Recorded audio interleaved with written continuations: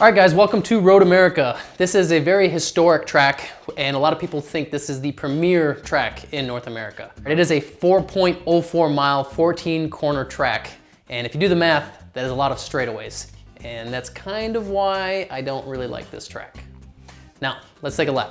All right, before we actually start going over the track, I do want to talk a little bit about Road America and the intense speed it has.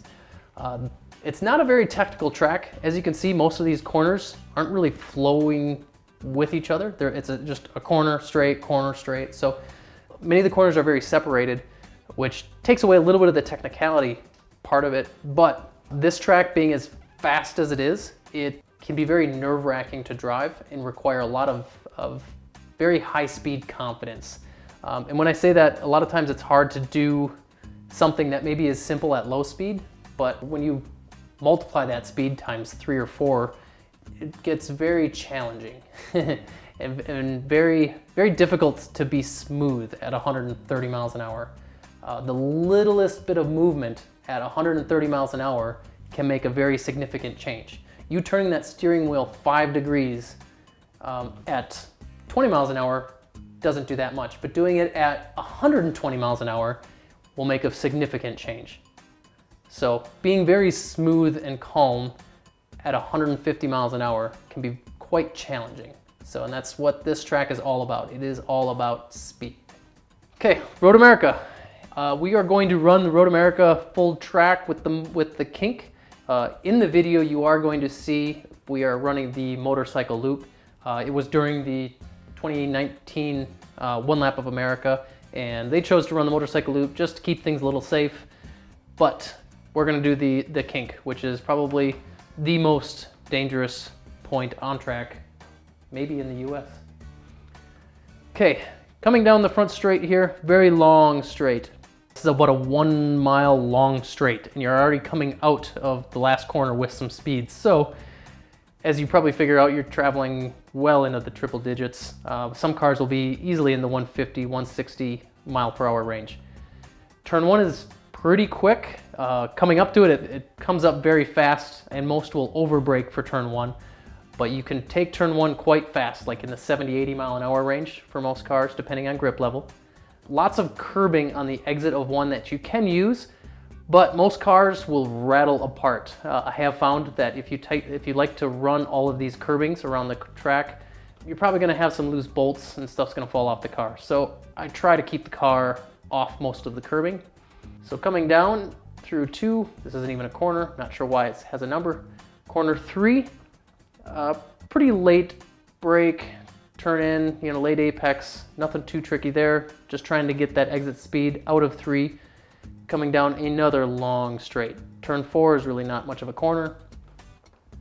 Coming down into 5, hardest braking zone of the whole track. You're coming downhill, again, probably just as fast as you were going down the front straight here, but very hard on the brakes, tightest corner of the track, downhill.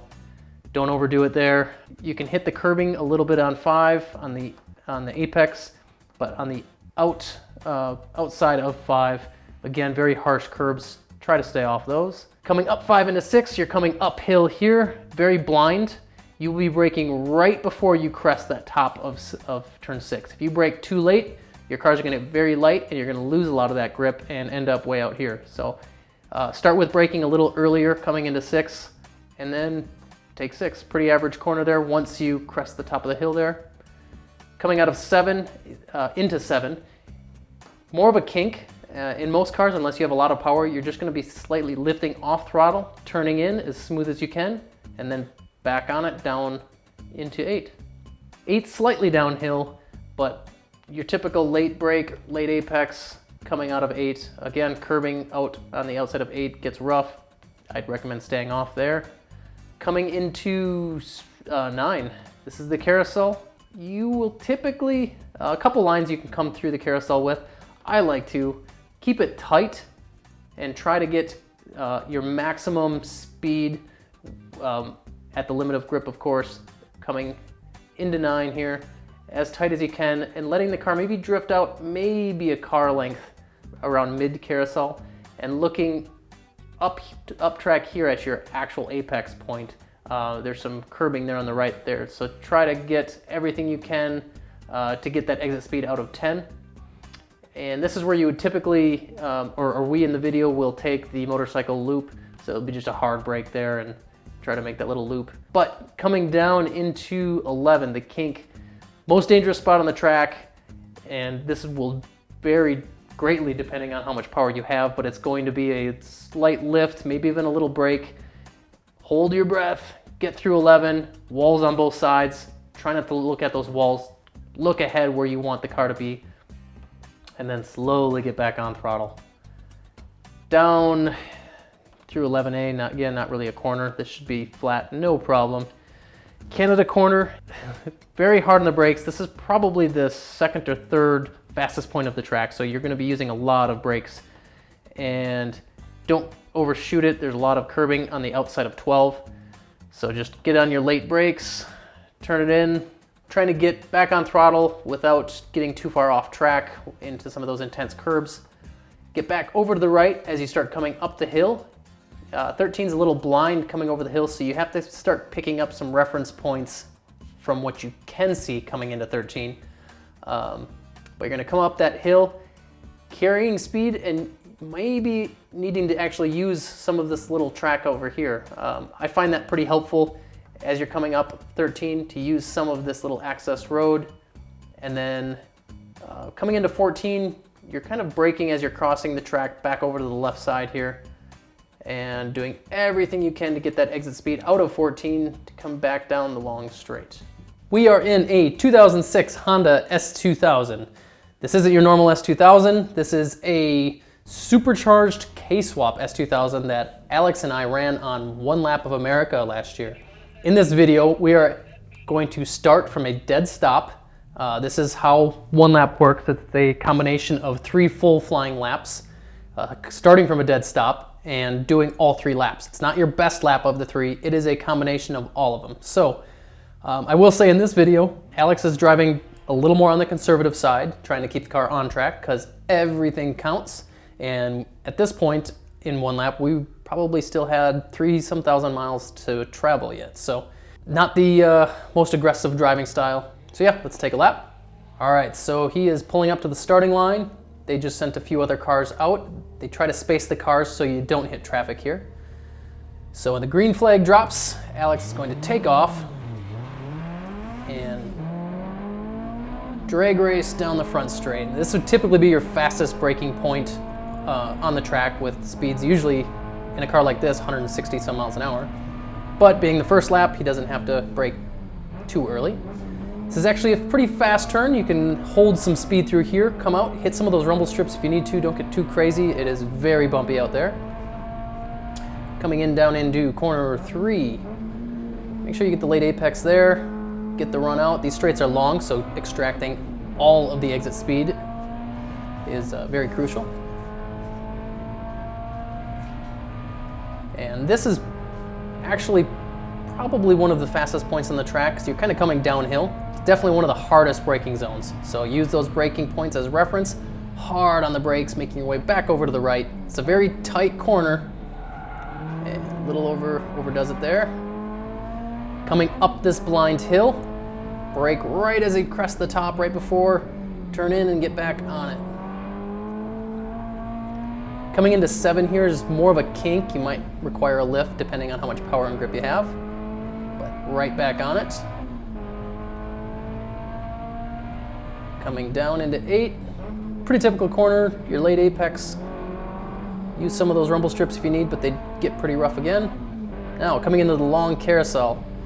Few ways through here. You can kind of hang it in tight, let the car float out maybe mid-track, but then start tucking it back in. Getting on it. And we are doing the motorcycle loop here. So this is gonna be a little different. Usually you'll run the kink, but the motorcycle loop, hard brake. This is probably the slowest part of the track. Just a little chicane there to help slow things down before going through what would be normally the kink. Little safer track. Coming down through 11. They call this Thunder Alley. 12 is a hard braking. Don't overdo this one. Lots of walls if you miss this. So get that turn in just right. Use some of the rumbles, but again, don't get too far out. Your car will vibrate apart. Coming up over this blind, turn 13, touch that rumble strip and then use some of this access road if you need to keep the car on track. Braking down into 14, looking for that exit. Get on it. Down the 1.1 mile straight, up the hill. Your slow cars are actually going to stop accelerating coming up that hill. And there you go, we have a lap. But we're gonna go through turn 1 here, just to show you what turn 1 looks like at about 160 miles an hour. Hard brake.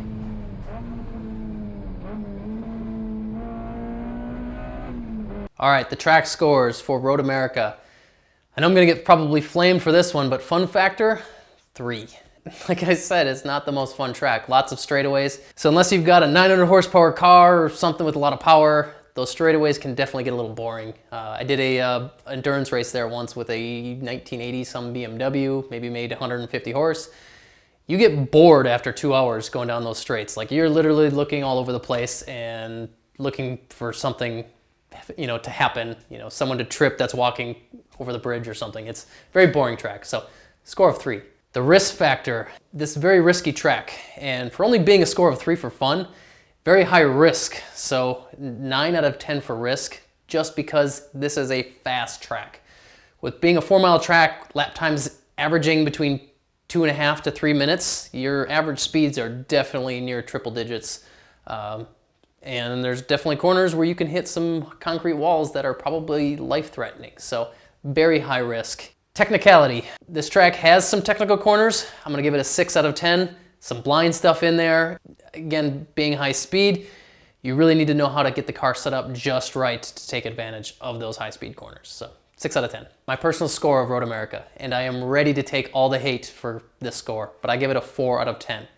In the comments below, tell me why you think it should be better than a 4 out of 10. All right, that's it for Road America. Thanks for watching. I hope you enjoyed it, and keep it on track.